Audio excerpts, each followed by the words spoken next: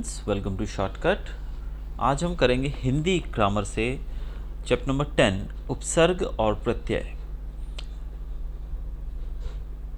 शब्द जो हैं उनमें दो प्रकार के शब्द कहे जाते हैं। कौन कौन से हैं वो दोनों प्रकार के शब्द? एक हैं जिनको हम कहते हैं मूल शब्द और दूसरे होते हैं व्युत्पन्न शब्द। मूल शब्दों में शब्दांश लगाकर व्युत्पन्न शब्द बनाए जा सकते हैं। यानी कि जो मेन शब्द होता है, मूल मतलब जो शब्द जिससे दूसरा शब्द बनाया जा सके, तो मूल शब्द जो है उसमें कुछ और शब्दांशों को लगाकर हम दूसरे शब्द बना सकते हैं जिनको हम कहते हैं व्युत्पन्न शब्द। ये शब्दांश मूल शब्दों के प्रारंभ या अंत में लगते हैं। अब ये जो शब्द जो हैं, अब देखिए शुद्ध हिंदी में लिखा गया है तो ये शब्दांश जो हैं ये या तो उसके स्टार्टिंग में लगता है या फिर पीछे लगता है। फॉर एग्जाम्पल हम लिखते हैं, अगर हम एग्जाम्पल ने यहाँ पर बात करें किसी शब्द की, जैसे कि यहाँ पर आपके एग्जाम्पल भी दिया गया है ज्ञान।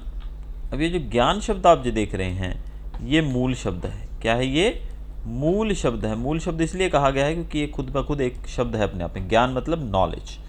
अब हम इसके आगे पीछे कुछ लगाकर वर्ड को चेंज कर सकते हैं। देखिए यहाँ पर अगर हम वी शब्द जोड़ देंगे, क्या जोड़ देंगे यहाँ पर? वी, तो बन जाएगा विज्ञान। तो विज्ञान मतलब साइंस।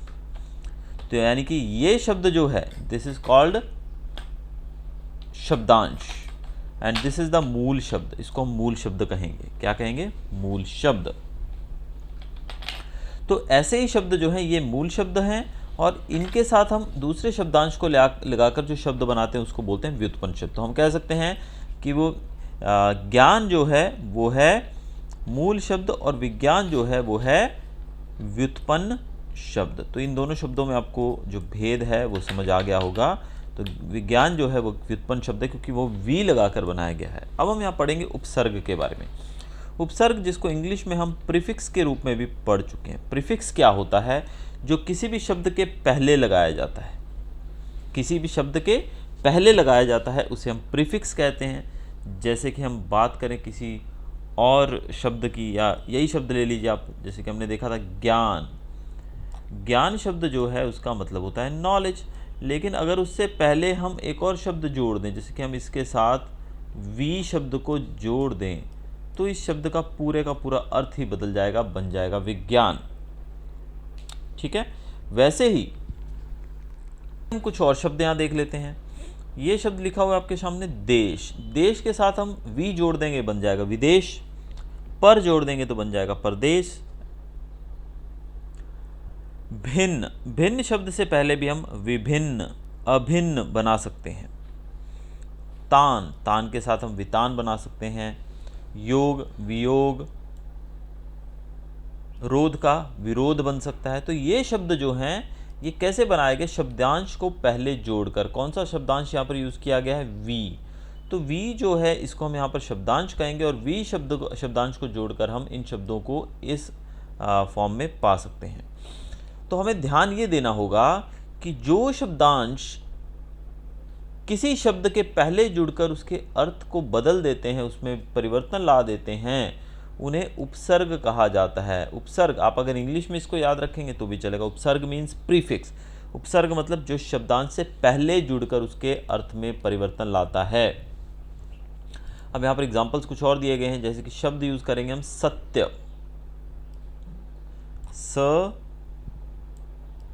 सत्य, सत्य मतलब होता है सच। अगर हम यहाँ पर इसके साथ एक शब्द जो एक शब्दांश जोड़ दें तो क्या बन जाएगी? असत्य। यानी कि इसका जो मतलब है वो बिल्कुल ही बदल जाएगा, ये बन जाएगा असत्य। तो यहाँ पर जो है वो एक उपसर्ग कहेंगे हम इसको। क्या कहेंगे? उपसर्ग, क्योंकि इसको पहले लगाने से उसका मतलब बदल गया। तो जो पहले लगाए जाते हैं उसे कहते हैं हम उपसर्ग। ये आपको याद रखना है। तो यहाँ पर हम संस्कृत के कुछ उपसर्गों के बारे में देखेंगे। तो उपसर्ग लिखा गया है यहाँ पर इस कॉलम के अंदर, अर्थ बताया गया उसका और शब्द रचना किस प्रकार होगी वो बताया गया है। तो थोड़ा सा हम इसको एक दो शब्दों को जान लेते हैं। देखिए यहाँ पर जैसे दिया गया है अधि, अर्थ है इसका ऊपर या फिर श्रेष्ठ, यानी कि सबसे श्रेष्ठ, सबसे सुप्रीम, सबसे बेस्ट अधि। तो शब्द रचना जैसे पति से लगा दो तो अधिपति, कार से पहले अधिकार, करण से पहले अधिकरण। वैसे ही अव मतलब होता है नीचे या हीन या बुरा, किसी को नीचा समझना, अपने से बुरा समझना या अपने से कमज़ोर समझना।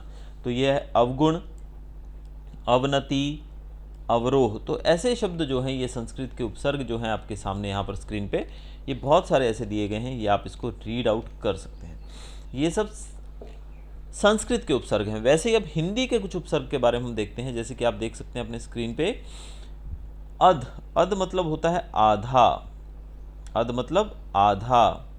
अध पका, हम अध लगा के पके से पहले लगा देंगे अध, तो अध पका, अध खिला, अध जला, अध मरा, एट्सेट्रा। फिर अ शब्द जो है, अ का यूज़ हम कर सकते हैं अभाव के लिए या निषेध के लिए कि भाई ये चीज़ कम है, नहीं है। तो देखिए अचेत, अछूत, अकाल। तो यहाँ पर ये जो शब्द हमने देखे ये हिंदी के उपसर्ग कहलाते हैं। कुछ और उपसर्ग यहाँ पर हिंदी के दिए गए हैं। उसके बाद हम देखते हैं उर्दू के कुछ उपसर्गों के बारे में, जैसे कि कम। कम जो है ये उपसर्ग उर्दू का है, इसका मतलब होता है थोड़ा। जैसे कि ज़ोर से पहले लगा देंगे कम तो कमज़ोर हो जाएगा, अक्ल से पहले लगाएंगे कम अक्ल हो जाएगा, सिन से पहले लगाएंगे कम सिन हो जाएगा, खुश, खुश मतलब अच्छा, तो बू से पहले लगाएंगे खुशबू, खबरी से पहले खुशखबरी, नसीब से पहले खुश नसीब, गैर मतलब होता है भिन्न यानी कि डिफरेंट, जिम्मेदार से पहले गैर जिम्मेदार हो जाएगा, कानूनी से पहले गैर कानूनी और हाजिर से पहले गैर हाजिर हो जाएगा। तो इस प्रकार से उर्दू के उपसर्गों का भी हम उपयोग कर सकते हैं। उपसर्ग की तरह प्रयुक्त होने वाले संस्कृत अव्यय कुछ यहाँ पर और भी दिए गए। उपसर्ग की तरह उपयुक्त होने वाले संस्कृत के अव्यय, अव्यय भी हैं यहाँ पे। देखिए उपसर्ग यहाँ पर अध, अर्थ होता है इसका नीच, तो अधपतन, अधोगति एट्सेट्रा हम इस तरीके से लिख सकते हैं। अंदर, अंतर का मतलब यहाँ पर अंदर बताया गया है। अंतर मतलब अंदर, अंतर्राष्ट्रीय इंटरनेशनल, अंतःकरण, अंतरात्मा। तो ये सब चीज़ें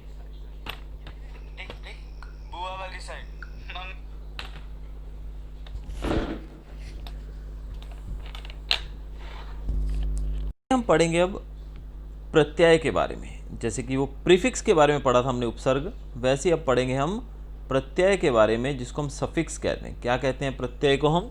सफिक्स इंग्लिश में। तो यहाँ पर कुछ शब्द आपके सामने दिए गए हैं, जैसे कि धर्म, वर्ष, शब्द, हृदय, भूगोल, समाज। अब उपयुक्त शब्दों में एक शब्दांश को बाद में जोड़कर देखिए, एक जोड़ना है अपने को। क्या जोड़ना है? एक वाला, ये वाला। तो क्या बन जाएगा देखिए, धार्मिक, वार्षिक, शाब्दिक, हार्दिक, भौगोलिक, देन सामाजिक। तो ये शब्द जो हैं ये इक लगाने से बनते हैं। तो जो शब्दांश किसी भी शब्द के बाद में यानी कि पीछे जुड़कर उसके अर्थ में परिवर्तन करते हैं। कहाँ जुड़कर? वो बाद में। बाद में मतलब पीछे, पीछे मतलब यहाँ पर उसके अंत में, बाद में मतलब उसके अंत में, उसके एंड में, we can say in the end. तो उसका जो मतलब है वो बदल जाता है। तो ऐसे शब्दों को हम कहते हैं प्रत्यय। क्या कहा जाता है इनको? प्रत्यय। तो यहाँ पर प्रत्यय के भी कुछ भेद बताए गए। प्रत्यय जो है उसके दो भेद हैं, एक है कृत प्रत्यय और दूसरा है तद्धित प्रत्यय। तो दोनों प्रत्यय के बारे में हम थोड़ा जानेंगे। कृत प्रत्यय क्या है?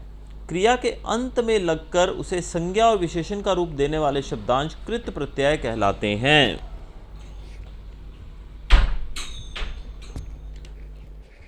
तो ऐसे शब्द जो कि अंत में लगते हैं उनको कृत प्रत्यय कहते हैं। देखिए प्रत्यय वैसे भी पीछे ही लगते हैं, प्रत्यय कहाँ लगते हैं? पीछे ही लगते हैं। लेकिन कृत प्रत्यय के बारे में क्या खास है? क्रिया के अंत में लगते हैं। ये किसके अंत में लगते हैं? ये क्रिया के अंत में लगकर उसे संज्ञा और विशेषण का रूप देते हैं। तो आपको यहाँ पर कंफ्यूज नहीं होना है।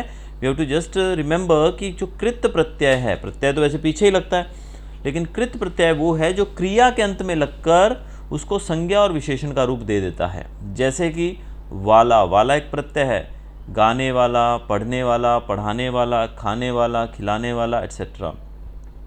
तो यहाँ पर जो भी क्रिया शब्द हैं, गाना एक क्रिया है, पढ़ना एक क्रिया है, खाना एक क्रिया है, खेलना एक क्रिया है, सोना एक क्रिया है, तो जो भी क्रियाएं हैं उनके अंत में अगर हम वाला लगा दें तो बन जाएगा गाने वाला, सोने वाला, पढ़ने वाला, खाने वाला एट्सेट्रा। तो ये कृत प्रत्यय कहे गए हम इसको।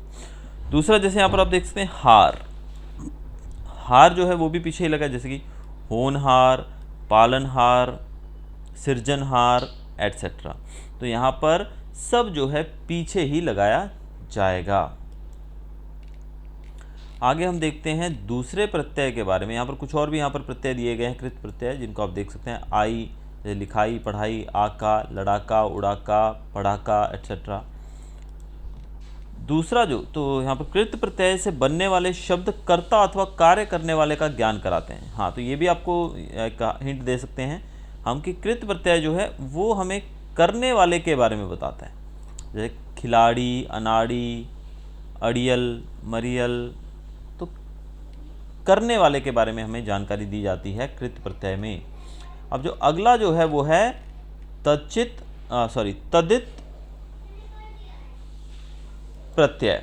वे प्रत्यय जो संज्ञा, सर्वनाम, विशेषण अथवा अव्यय के अंत में लगाए जाते हैं। देखिए किसके अंत में, हमने पीछे जो पढ़ा था वो कहाँ लगता था, कृत प्रत्यय जो था वो लगता था क्रिया के अंत में, लेकिन ये जो प्रत्यय है तदित प्रत्यय जो है वो संज्ञा, सर्वनाम, विशेषण या फिर अव्यय के अंत में लगाए जाते हैं। वे कैसे लगाए जाते हैं वो भी हम देख लेते हैं। जैसे कि ऊपर हमने पढ़ लिया पहले, उसमें क्रिया था, तो बाकी जो बचता है अगर वहाँ पर हम लगाते हैं तो उसको हम कहेंगे तदित प्रत्यय। देखिए एक शब्द लगाया जाता है। देखिए समाज के पीछे एक लगाएंगे, सामाजिक, इतिहास के पीछे ऐतिहासिक। तो यहाँ पर संज्ञा, सर्वनाम या विशेषण के पीछे इसको लगाया गया है। नी, जैसे कि चोरनी, मोरनी एट्सेट्रा। इला, रंगीला, नुकीला। तो यहाँ पर जो ई है, इला, वो पीछे लगाया जा रहा है। कहाँ लगाया जा रहा है, पीछे एकदम एंड में। जैसे कि ई देखिए बंगाली, जंगली, ये अनुकरणीय, राष्ट्रीय एट्सेट्रा। तो ऐसे जो जितने भी शब्द हैं उनको हम तद्धित प्रत्यय के नाम से जान सकते हैं। इसके कुछ और उदाहरण आपके पास यहाँ दिए गए हैं, जैसे कि ता, मित्रता, शत्रुता एट्सेट्रा। इसके साथ हम देखते हैं आगे उपसर्ग और प्रत्यय में अंतर। उपसर्ग और प्रत्यय दोनों ही शब्दांश हैं, ये तो हमें पता है दोनों शब्दांश हैं, क्योंकि उपसर्ग जो है सबसे पहले लगता है, प्रत्यय उसके पीछे लगता है, एंड में लगता है। दोनों का स्वतंत्र रूप में न तो कोई अस्तित्व और ना ही उनका कोई अर्थ, परंतु फिर भी दोनों में अंतर है। अब उपसर्ग और प्रत्यय इनको हम अलग अलग करें तो इनका कोई अंतर इनके बीच में नहीं है, मतलब दोनों ना ही इनका कोई अर्थ निकलता है, ना ही ये स्वतंत्र रूप से यानी कि इंडिपेंडेंटली इनको हम लिख सकते हैं। इनका कोई मतलब ही नहीं निकलता है तो अलग से कैसे लिखेंगे, लेकिन फिर भी दोनों अलग हैं। उपसर्ग शब्द से पूर्व लगकर उसके अर्थ को जो बदलते हैं, जबकि प्रत्यय उसके अंत में जुड़कर शब्द के मतलब को बदल देते हैं। जैसे कि ना लायक, लायक शब्द जो है वो एक शब्द है और ना जो है ये उपसर्ग है। ना जो है लायक से पहले लगकर उसको बदल देता है नालायक में, तो यहाँ पर शब्द का मतलब बदल गया। हम ना को अकेला लिख सकते हैं, बिल्कुल नहीं। वैसे ही यहाँ पर खाने वाला पीछे लगाकर हम इसको खाने वाला बना देंगे, तो शब्द कौन सा है यहाँ पर, खाने, और प्रत्यय क्या है, वाला। तो इस तरीके से दोनों शब्द जो हैं उपसर्ग और प्रत्यय शब्दांश स्वतंत्र रूप से में प्रयुक्त न होकर मूल शब्दों से जुड़कर किसी नए शब्द को बनाते हैं। यानी कि दोनों में समानता और भेद की बात करें तो दोनों ही इंडिपेंडेंटली नहीं रह सकते हैं, दोनों अलग अलग जगहों पर शब्दों के आगे और पीछे लगकर उनके मतलब को बदल सकते हैं। तो इस प्रकार हमने यहाँ पर देखा हमारा जो चैप्टर था उपसर्ग और प्रत्यय। Hope you enjoyed the video. Thanks for watching.